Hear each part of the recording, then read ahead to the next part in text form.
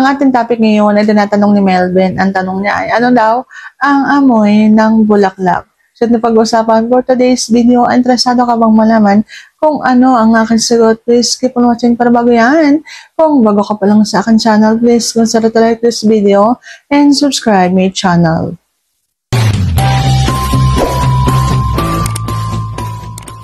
Iba-iba po ang amoy ng mga babae. Nakasalalay po yan sa kung paano maglinis ang isang babae ng kanyang katawan.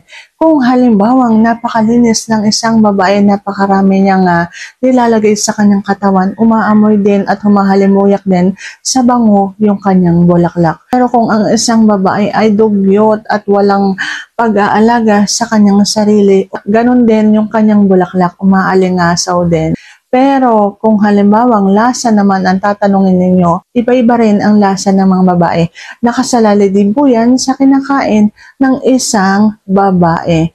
Kaya hindi natin masasabi kung ano talaga yung pinakaamoy ng isang bulaklak at pinakalasa. Nakasalalay po yan doon sa babae sa nagdadala ng bulaklak. Okay po, nasa pag-aalaga. Nasa tamang pag-aalaga po yan. So, sana sagot ko ng tamang tanong. And if you like this video, please consider to like this video and subscribe my channel. Thank you for watching. See you on my next vlog.